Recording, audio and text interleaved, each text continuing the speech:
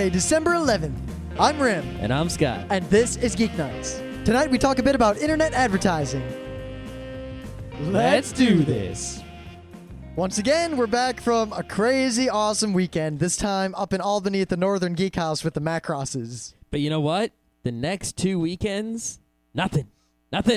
Yeah, Nothing. Well, semi-nothing. Nothing big. Like, not going to a party, not going out of town or anything. I think on Sunday I might go to my parents' house for Hanukkah or something, but that's essentially nothing. That's perfectly fine. On Sunday, I plan to go down to the city with Emily to buy a rice cooker. Mm. And such. You can come also if you want, if you're back. We'll see. Yeah. I still got to figure out what I'm doing over the Christ Mass holiday. Yeah. I don't know what I'm going to do. I'm still looking because I keep getting airfare deals, but it's a trade-off between how much money I'm willing to spend to be inconvenienced by the airlines. Yeah, seriously.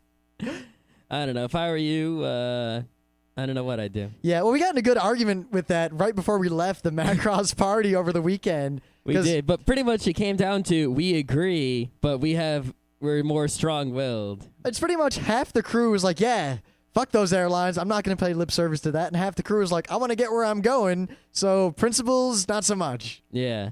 It's like we had the same principle, but if it was... it's stupid, so I won't do it, versus it's stupid, so I'll do it because it inconveniences me less than the alternative. Yeah, in other words, in the 60s, we both would have been like, screw this racism, but we would have sat in the front of the bus, and they would have taken it and sat in the back.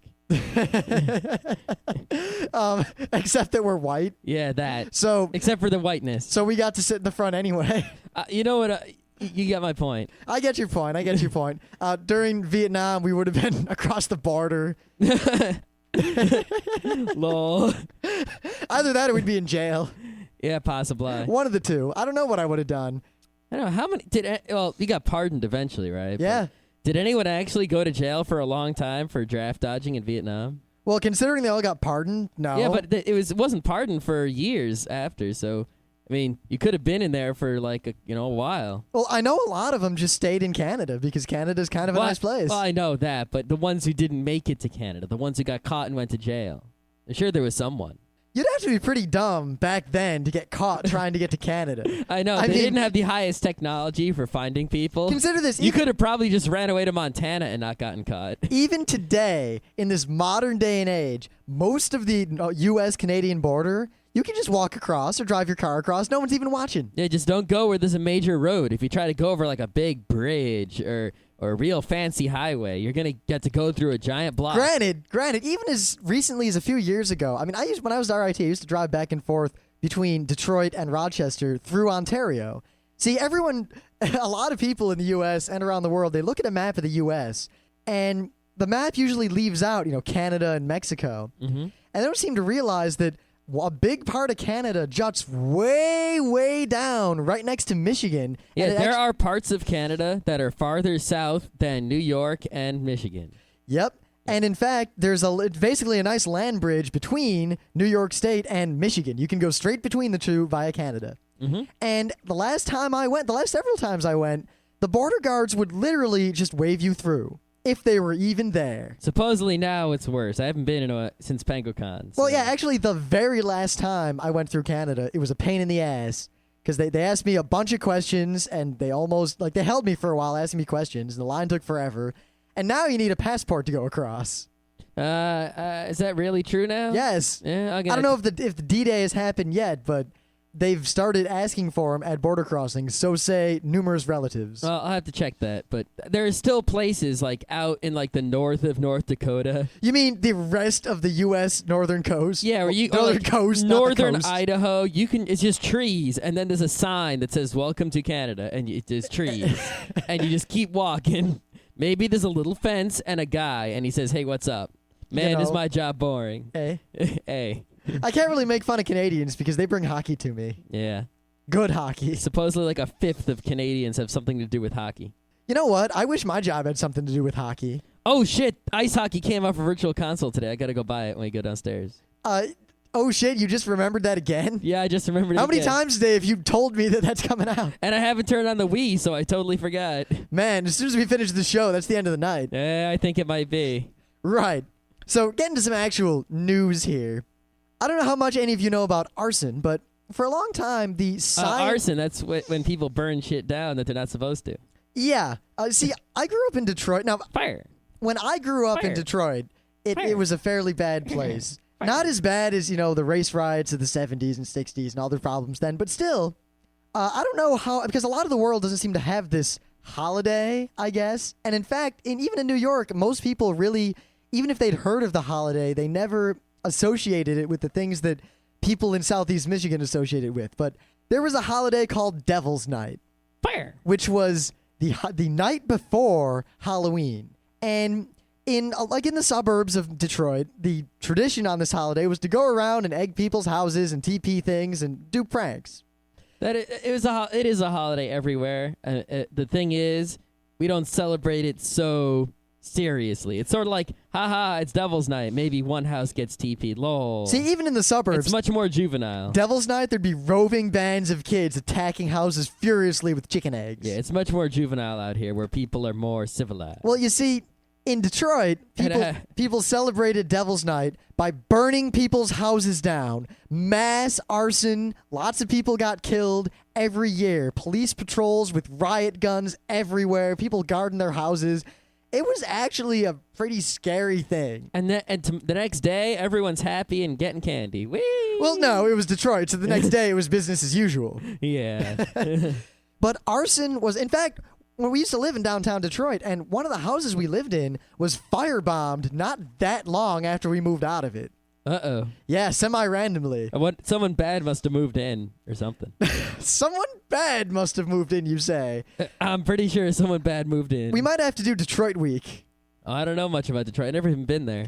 If you ever go out of town, I think I'll do Detroit Week. I could do a whole week. I'm going to go out of town for a week, so you can do 4 podcasts about Detroit. I don't know, maybe. I'll just at least do a Detroit Thursday. What anime, manga, and comics came from Detroit? I could think of something. What video games had to do with Detroit? Well, essentially Grand Theft Auto. All right. Yeah.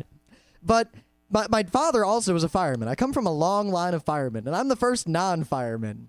And, I mean, I watched Backdraft when I was a kid. And I never actually saw that movie. Really? I just knew it was the movie with a lot of fire and firemen. It's actually a pretty good movie. I don't know much about it.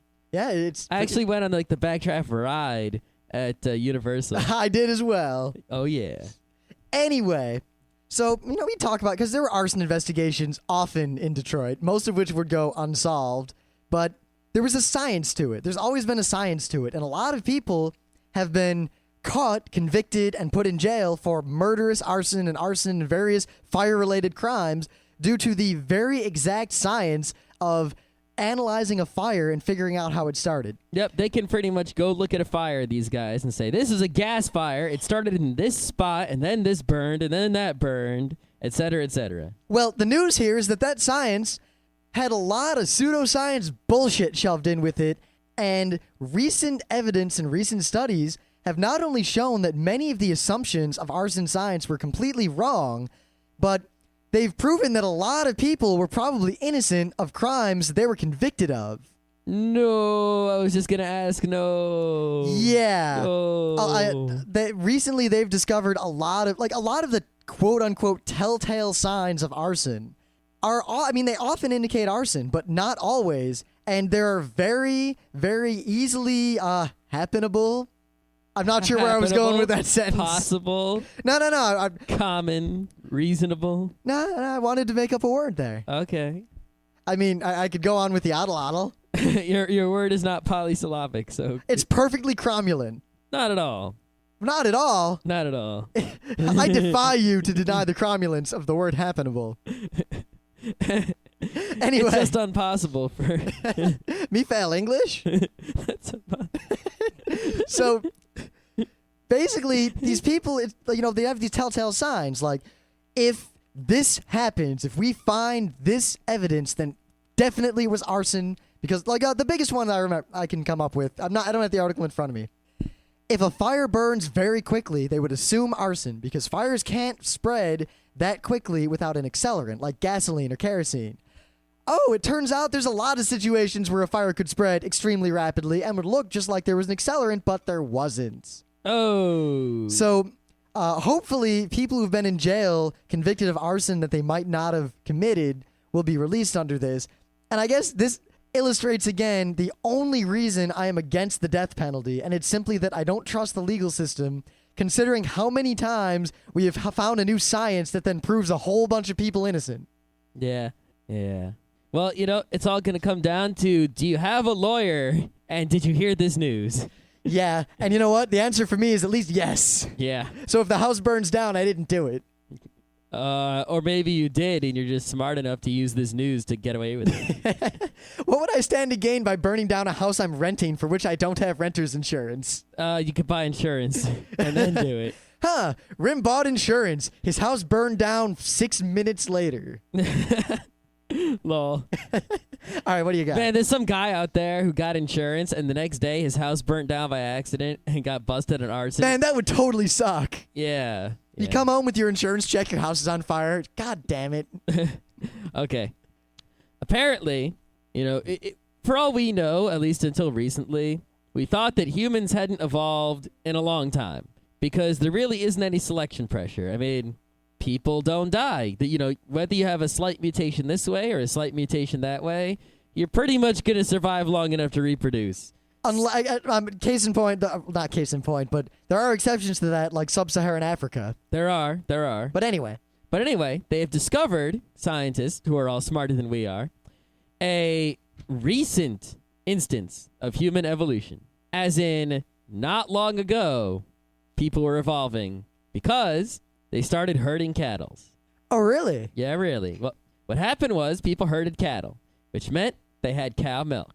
Now, most people, the way their genes worked is they produced the enzyme lactase or lactose. Not lactase. Lactase. ACE means enzyme. Yeah, that's right. I knew ACE meant enzyme. But I was weird because I'm used to saying lactose. Oh, God, I thought of a cheesy poster for a science classroom. A big guy, like a scientist with a beaker and his thumbs up. Enzymes, they're ACE. Oh, God. Anyway. Yeah, I'm proud of that. That was great. Okay, so your body produces an enzyme called lactase, one of many enzymes your body produces. And if lactose gets in you, the lactase goes, hey, the lactase says, hey, lactose over there. Yeah, what? I'm going to bust you up. And it busts it up so you can digest it.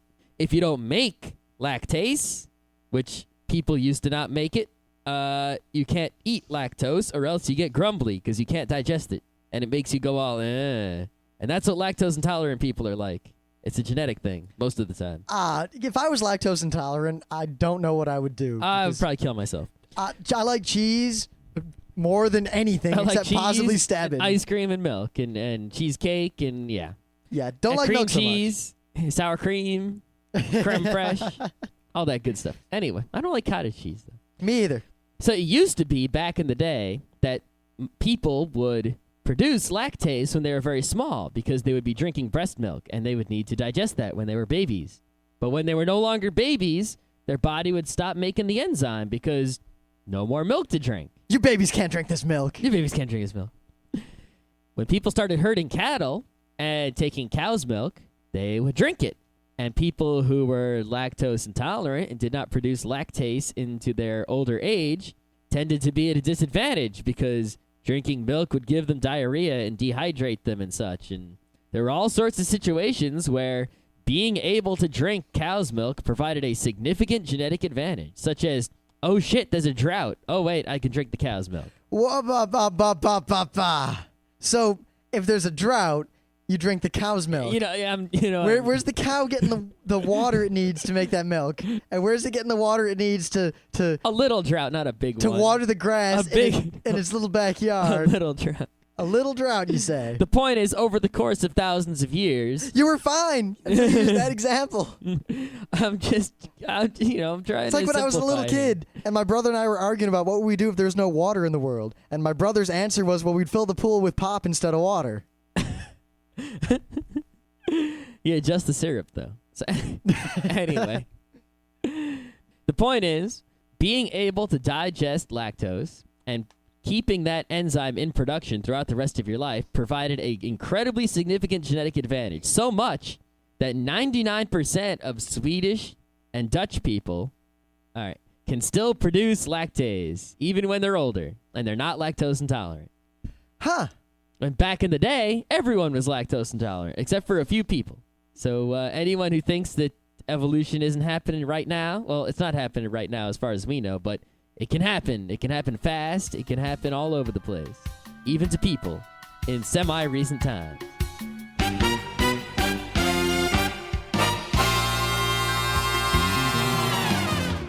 Things of the day. That was weak. What do you want? Every day I yell something like "Things of the day" or "Things of the day," and I thought I'd mix it up a little bit. Whatever. Because it's got to be annoying to hear me yell "Things of the day." You know what I should do? Yeah, you should just stop doing it altogether. Nah, because we keep let the music do its own thing. Yeah, we're getting a lot of new listeners, so it kind of works out. Whatever. What we should do is I'll do one of those radio sound effects of like the things of the day. Things of the day. Motherfucker, wee! Right. So my thing of the day, this is actually, it came up on Dig today. So many of you who, dig all day might realize it or have seen it. But for a long time, I've been a big fan of the Upright Citizens Brigade and their particular brand of sketch humor. They are quite humorous, especially the episode with the holes in the sheet and the bucket. You can do anything if you do it through a hole in the sheet. That's right. Or the poo on a stick. Poo on a stick. A classic. Very classic. But there was one sketch that Scott had never seen, and I would make offhand references to it on a fairly regular basis. And one day Scott asked me, "What the fuck are you talking about?" And I explained the skit, and while it's funny being explained, unless you see it, it doesn't really have the full comedic value. And randomly today on Dig, someone linked to a video of the said skit. I really don't want to ruin it. Other than that, it is quite hilarious, and it involves a bunch of friends sitting around snowed in at a ski lodge or a house or somewhere, talking about the worst thing they've ever done that no one else knows about. Well, the worst thing they've done to the other people in the room that none of them know about. So, there's kind of a thread that links all of them together, and then the last guy has pretty much the worst thing that could ever be. I could think of worse things, but it's about the worst thing that's going to happen in that show. It does liken a little bit to Farador. It does quite liken itself to the Battle of Farador. So you might be able to... Murdoch. Galdacon. Yeah. You might be able to make an educated guess as to what the horrible thing is, and all I can say is you might want to mix in the 13th floor with that. I never saw that. It surprises me how few people saw that movie. I mean, it came out pretty much at the same time as The Matrix, had a similar plot, and as a result, just no one saw it, when in many ways it's a better movie in terms of exploring that idea.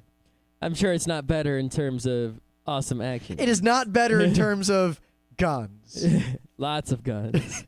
Anyway. All right, so I was looking for a thing of the day, and you know what? I saw lots of things of the day, and I got one for Tuesday.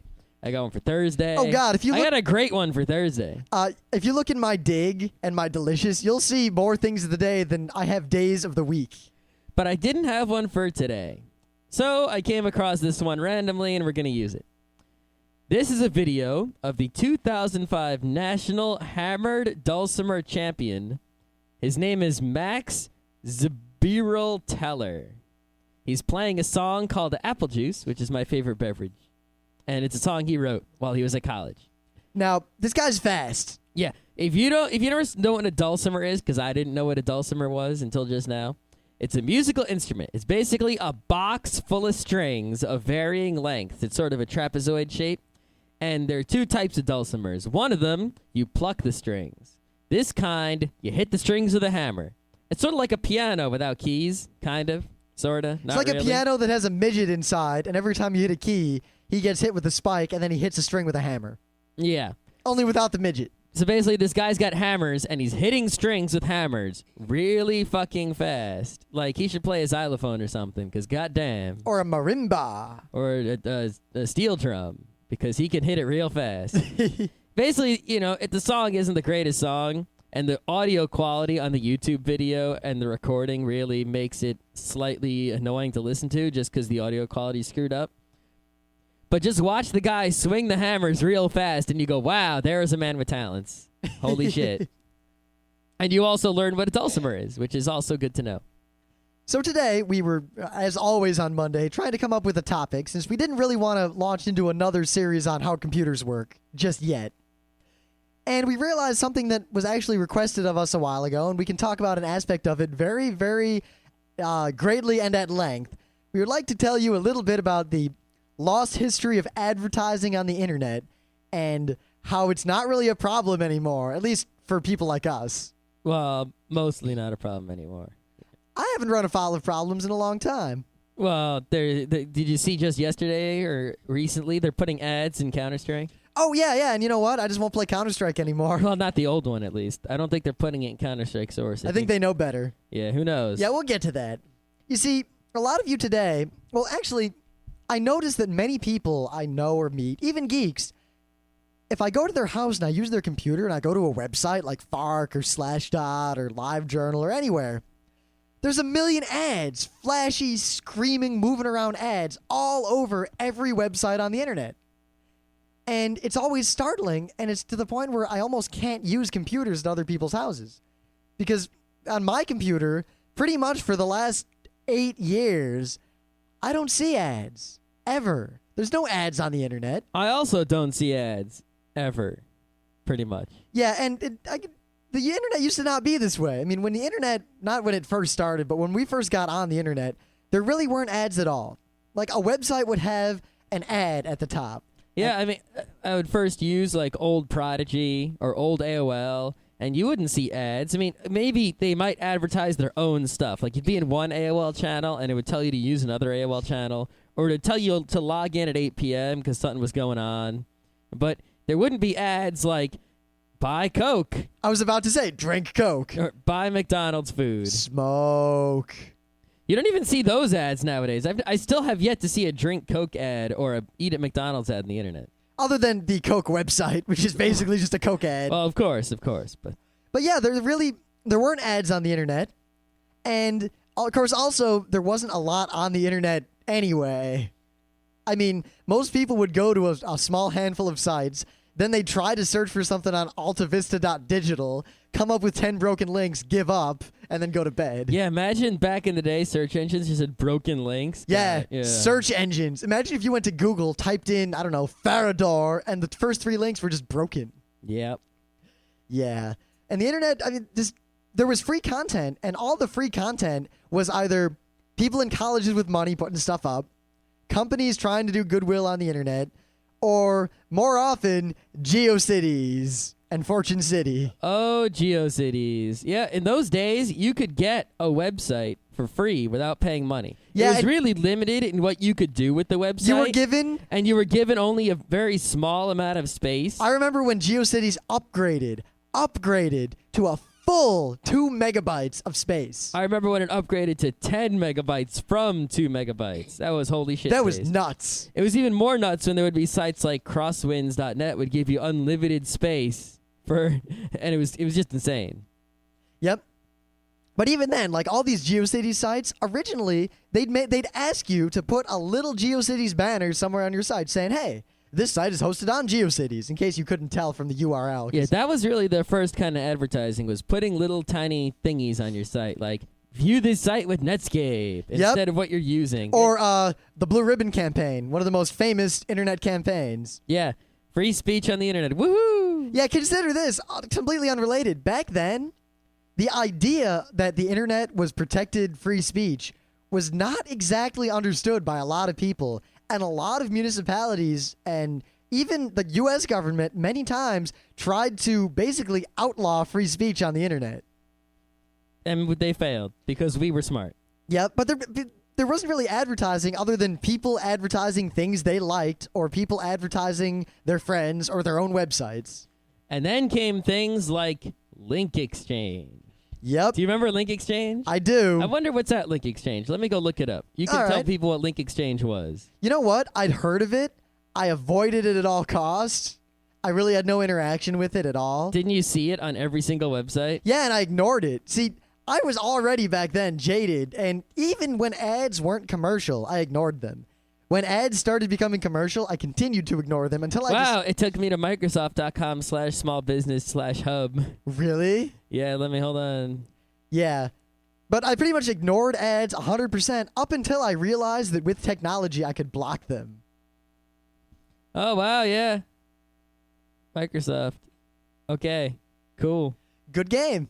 So, Link Exchange was this thing where you'd go to people's websites and you would see banner ads. They were thinner banners than we have the standard banner size now, but they were quite kind of long. And next to the banner would be this blue square that said LE for Link Exchange. The way Link Exchange worked is you would join Link Exchange. You would create a banner and put it up on the site. Now, these banners didn't move. They didn't have flash. They didn't jump around. They didn't play music. They were just a little picture that said, come check out my thing. Yep. You would then put a Link Exchange banner on your site. And it would load random banners from Link Exchange and that other people, had joined and put them right in that little ad box. Then your banner would show up on other people's websites. And I think later they changed it so that the more people visited you, the more people who visited your page, the more people would see your banner on other pages. Yeah, I mean, the corporations hadn't really figured out this whole, hey, we can advertise on the internet thing. So as a result, almost all the advertising was just people trying to get their stuff out there in mostly non-commercial fashion. Mm-hmm. Then came the age of advertising, where bit by bit, websites appeared that were free, but they had ads on them, straight up ads. There were ad networks that were kind of like Link Exchange, where you'd put in a script or something. Well, there were web rings. Oh, we don't need to talk about that. Okay. We'll do a whole separate show on that whole side of the internet. Okay. But ads started appearing. Like, a company would advertise their hosting on Slashdot, or some news site would advertise a thing on Fark. People would advertise their little shop selling T-shirts. And then corporations started really advertising and filling up previously useful websites with advertising garbage. Banners got bigger and bigger and bigger, different sizes all over the place. There used to be a semi-unofficial, agreed-upon standard as to where ads went on websites. That went totally out the door. People would just stick ads wherever they could, and it got to the point where eventually smart people said, you know what? This just isn't worth it. And a lot of people would either turn off images in their web browser or modify their host file to block ads straight up. Yeah, because a lot of ads, early on there were a lot of different ad systems. There was ads, there was DoubleClick, which is still around. God, DoubleClick can die in a fire. There are a lot of them, but they eventually got pared down to just a few as they bought each other and died out and all that jazz. So you were able to use your host file to block just a few places and get rid of most ads. Now, bear in mind also that while these ads were big and in the way, they weren't animated yet.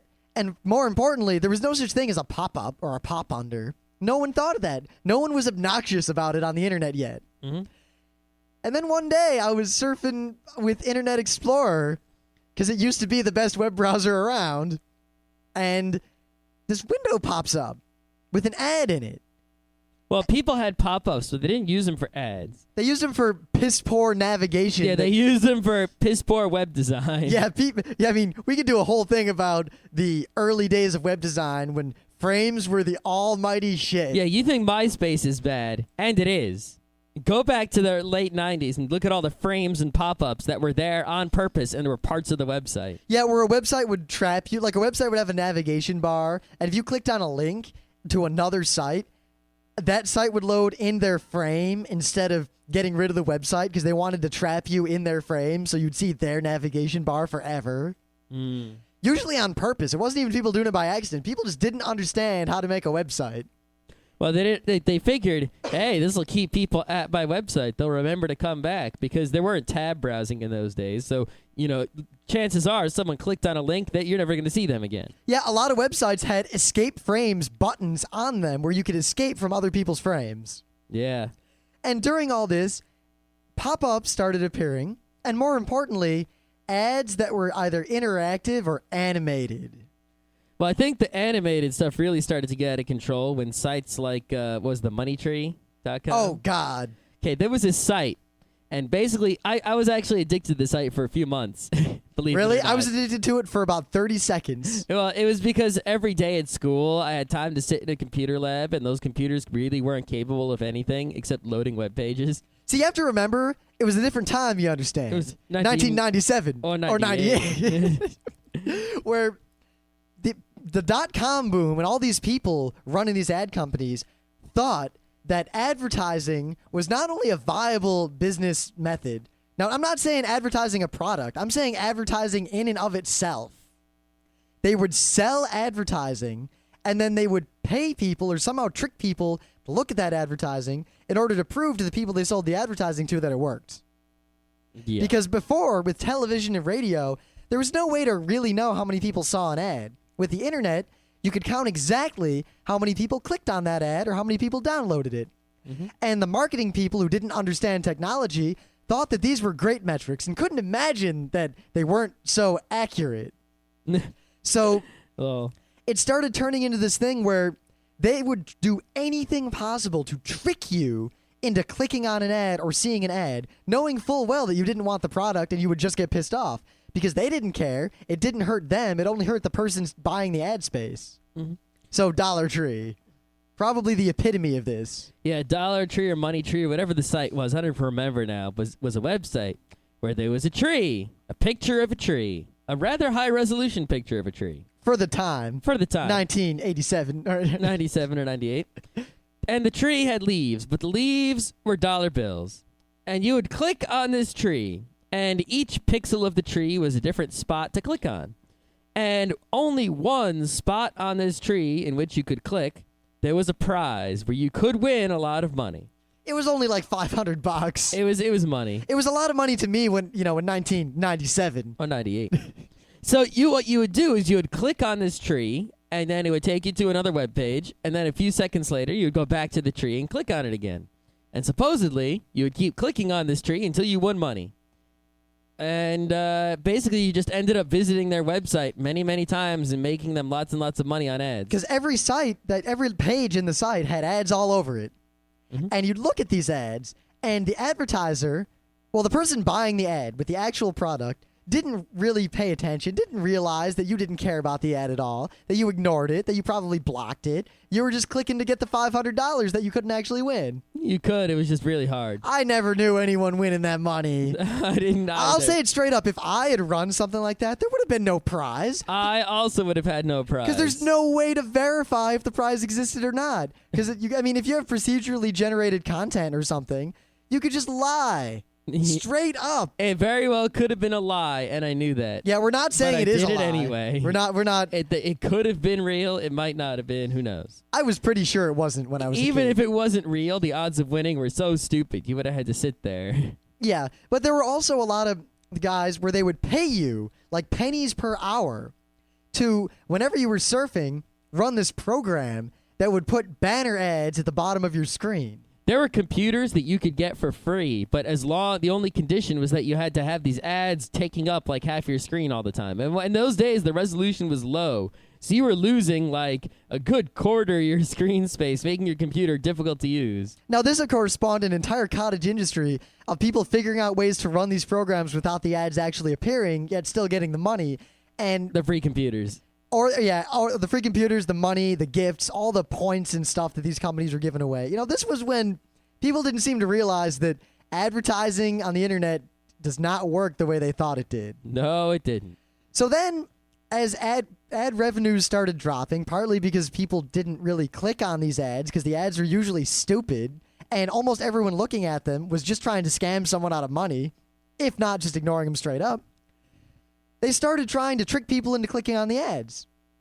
They would start making pop-up windows. You'd be browsing, and this window would pop up.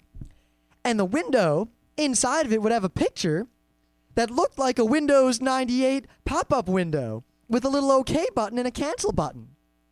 But if you clicked on that, it took you to a website full of ads. Great. Or it took you to some company's product.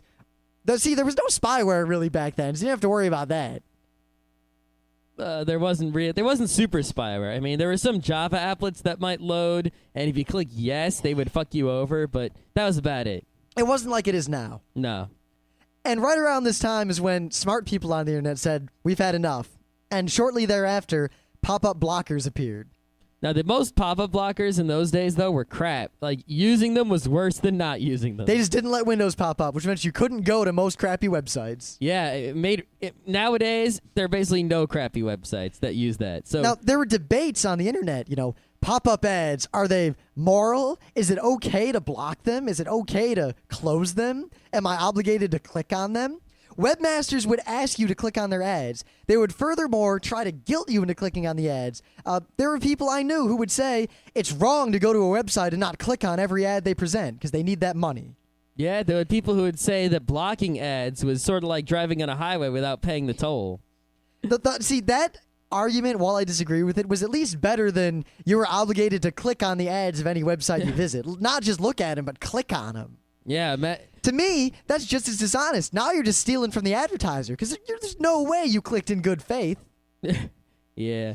I mean, basically, what was in those days, the only way to make money with a web, because it was real easy to make a website relative to doing other work, and it was fun, and that still is true. But the only way to make money from a website was to either essentially rob from advertisers, people who wanted ads, or sell shit. And selling shit was already covered by Amazon and eBay, and it still is. Yep. So, this debates were all raging, and then some people got clever. They started having these pop-unders that weren't as intrusive. They'd pop up a window in the background behind your web browser. So then at the end of your surfing session, you'd close IE, and there'd be 25 windows waiting for you. Great. All of them full with advertising bullshit. And then one day, this monkey appeared. And there was this boxing glove, and it said, hit the monkey, win like $500. I think that had something to do with moneytree.com. If not, I'm not sure, because moneytree.com had monkeys. But the ads started getting straight up fake. They would just lie and say, win the tic-tac-toe game and get $1,000. There'd be a little tiny pixel of an asterisk next to that $1,000. And on the website, it would say something like, 1,000 banana dollars that aren't actually worth real money and can't be redeemed for anything. Oh, right. While you're here, buy this DVD player. Buy DVD player. They didn't have DVD players then. If they were selling one, it would have been $1 bajillion. There were DVD players then. Which is like a bajillion monkey dollars. They weren't actually that much money either. It depends. No, not really. Yeah.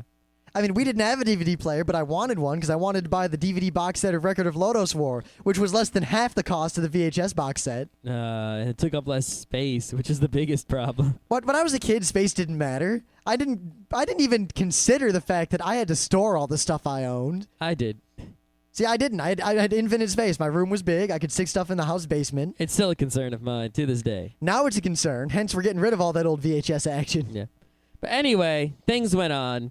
And nowadays, we have, I'd say there's 3 or 4 kinds of web ads these days. What, the kinds I block, the kinds I block, the kinds I block, and Google AdSense? Yep. Which I now block. Yep.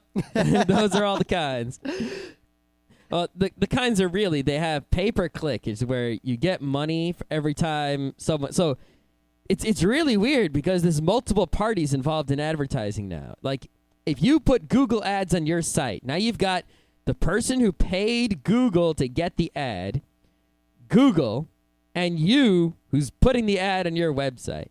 And how does the money go around? How does Google make money? It's crazy, but somehow it works. Kinda. You see, just fast forward a bit. You want to go over the all 4 kinds you came up with?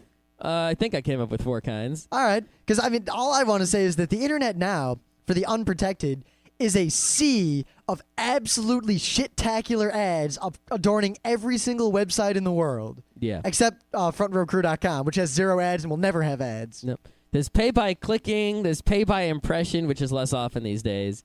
There's just, there's straight up time, run this on your site for a few months, or affiliate, put this banner on your site forever because we're partners. Yep. And then there is the famous pay by registration, which is every time these are actually the most profitable kind of ads, which is why you see them the most often, are the ads for casinos and stuff, where let's say I have a website and I put an ad for the online casino on my website. Let's say you click on that ad, I don't get shit. Let's say you look at that ad, I don't get shit.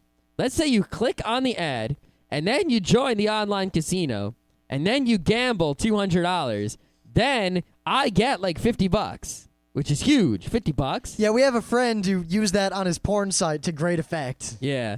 I mean, because think about it. You get 4 people who click on an ad in your site and then join an online casino and gamble, and then you get $200. That's crazy. Yeah, but I mean, there's these ads everywhere. I mean, if any of you block ads, I suggest that you turn off your ad block just for a day and try to surf the internet. It's pretty much intolerable. It's painful. I mean, even Penny Arcade has horrible ads all over it. Even Dig has ads at the top. Really? Yeah. Really? Really. I've never actually gone to Dig without ad block on. I know. There's actually this company, Federated Media. They're like the somewhat reasonable ad company on the internet that does lots of ads for big name sites that we know. See, I guess what I would say, because I mean, we didn't really go into a technical discussion. We didn't actually go over the history. We just kind of rambled about ads. But the moral of the story, very simply, is that to make the internet tolerable, you pretty much should just run Firefox, run AdBlock, run the filter set G. And then you won't see any of these ads at all, and they won't bother you ever again. Yeah, I mean, when you really think about it, the Google AdSense, which doesn't have big images that flash and, blink at you and all that sort of shit, people tolerate it just because Google was like, aha, we can make ads that are not as bad as the other ads, and therefore people will think that we're doing good when actually we're just doing less evil. Well, it's not really evil. It's just they have the right to put ads on websites. They do. I have the right to modify how I look at a website however I want. You do. In fact, most websites I go to, especially if I go to like MySpace or something, I'll set up my web browser where it changes the background to black no matter what the background was. It changes the text to some lighter color no matter what the text was. It changes the font to something else, whatever it was, so I can just read the website, whatever information there was.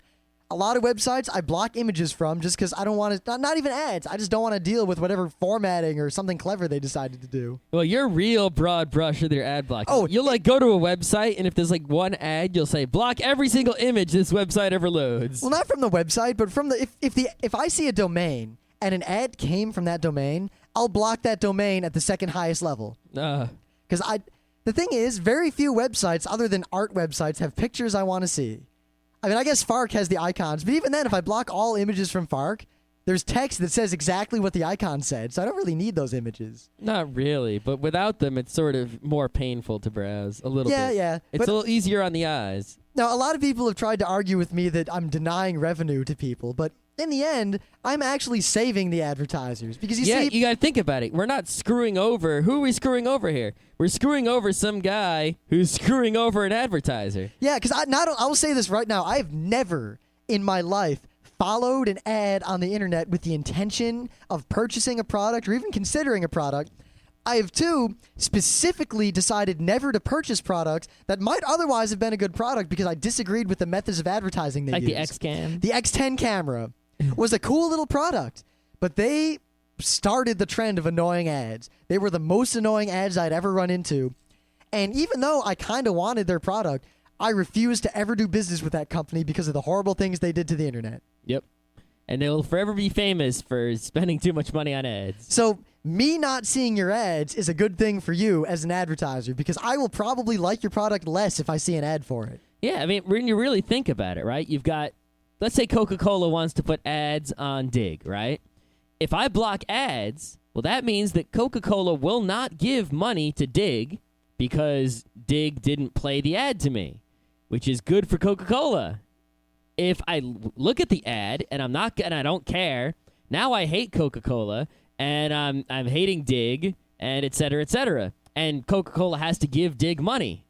So really, in that situation in which I don't block the ad, Dig gets screwed and Coke gets screwed.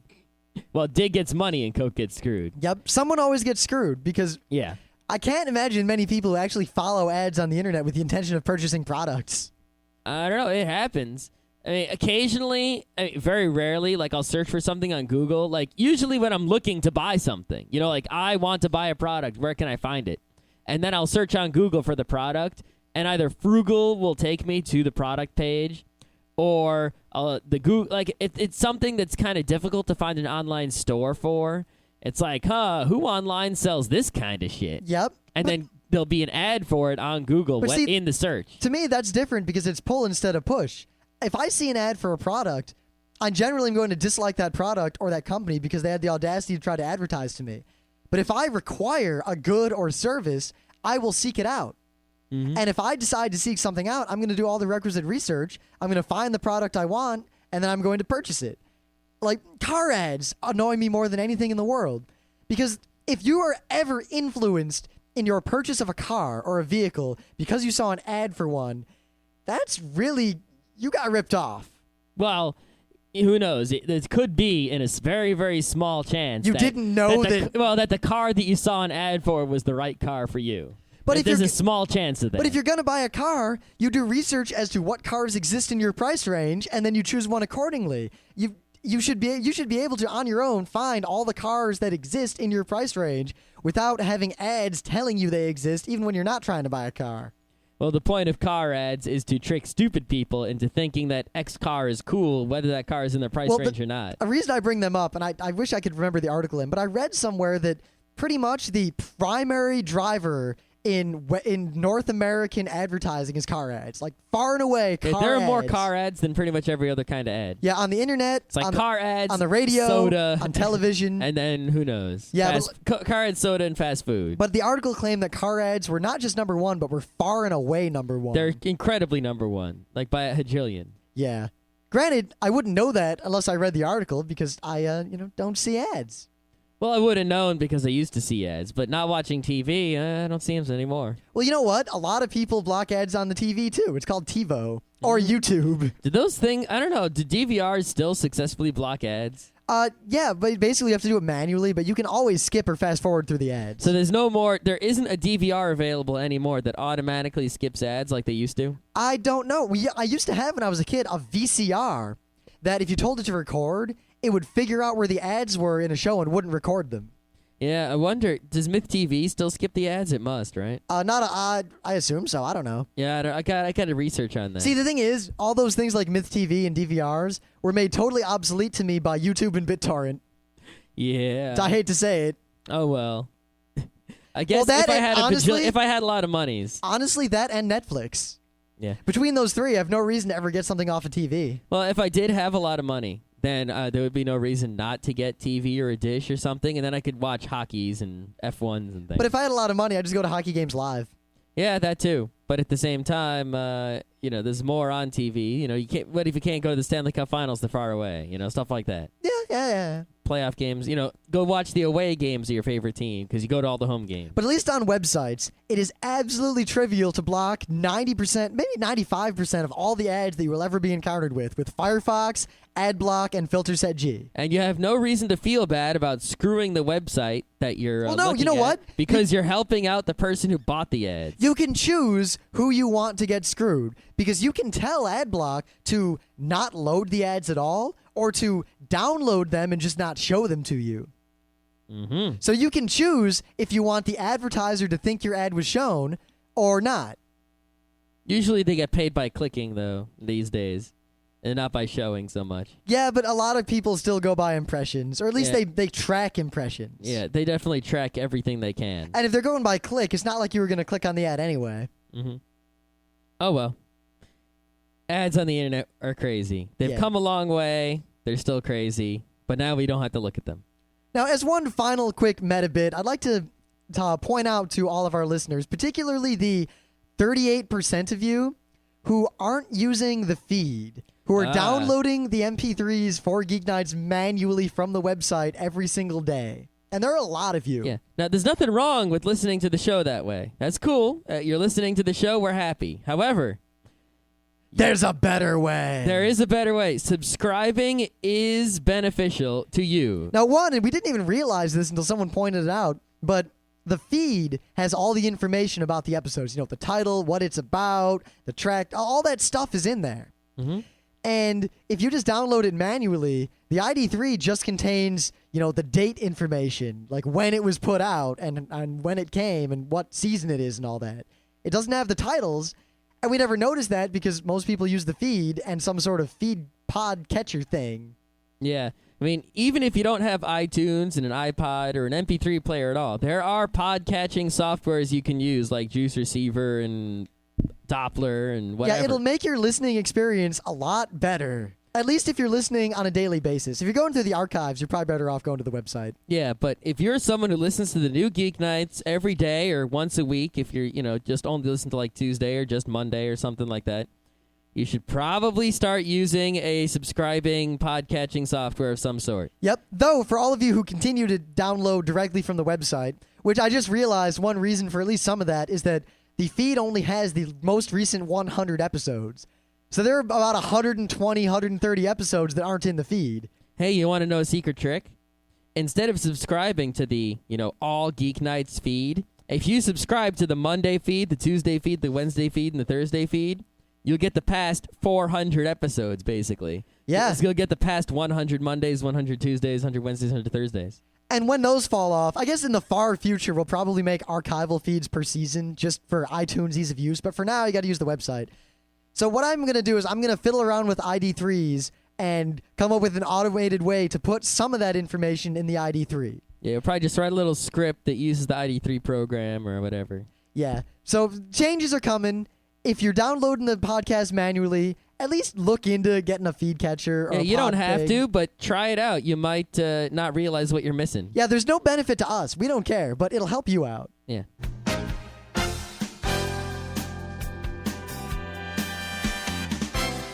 This has been Geeknights with Rim and Scott. Special thanks to DJ Pretzel for the opening music.